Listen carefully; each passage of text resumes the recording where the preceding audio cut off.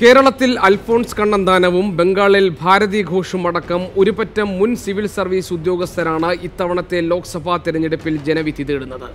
ഇവരെല്ലാം മുഖ്യധാരാ പാർട്ടികളുടെ ഭാഗമായി തെരഞ്ഞെടുപ്പിനെ നേരിടുമ്പോൾ സ്വന്തമായി പാർട്ടി രൂപീകരിച്ച് തെരഞ്ഞെടുപ്പിന്റെ ഭാഗമാവുകയാണ് ഉത്തർപ്രദേശിൽ നിന്നുള്ള മുൻ IAS ഉദ്യോഗസ്ഥൻ വിജയ് ശങ്കർ പാണ്ഡ്യ. ഫൈസാബാദിലാണ് പാണ്ഡ്യ ജനവിധി തേടുന്നത്.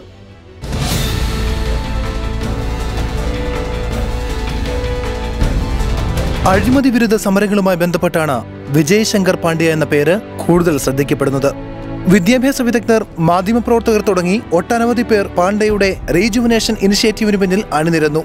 പിന്നീടാണ് ലോക് ഗത്ബന്ധൻ പാർട്ടിയുടെ രൂപീകരണവും സ്ഥാനാർത്ഥിത്വവും. 1957 മുതൽ 71 വരെ തുടർച്ചയായി 5 തവണ കോൺഗ്രസിനൊപ്പം നിന്ന മണ്ഡലമാണ് ഫൈസാബാദ്. പിന്നീട് 2 തവണ മാത്രമാണ് ഫൈസാബാദ് കോൺഗ്രസിനൊപ്പം നിന്നത്. താമര വിരിയാൻ 1991 വരെ കാത്തിരിക്കേണ്ടി വന്നെങ്കിലും അയോധ്യ രാമജന്മഭൂമി വിഷയങ്ങൾ പുകഞ്ഞുകൊണ്ടിരിക്കുന്ന കാലത്തോളം BJPക്ക് അനുകൂലമായ സാഹചര്യമാണ് ഫൈസാബാദിൽ. സിറ്റിംഗ് MPയും മുതിർന്ന നേതാവുമായ ലല്ലു സിംഗിനെ തന്നെയാണ് BJP മണ്ഡലം നിലനിർത്താൻ ഇറക്കിയിരിക്കുന്നത്. SP നേതാവ് ആനന്ദ് സെൻ യാദവാണ് മഹാസഖ്യത്തിന് സ്ഥാനാർത്ഥി. 1971 ശേഷം ആരുടെയും കുത്തകയായിട്ടില്ല ഫൈസാബാദ്.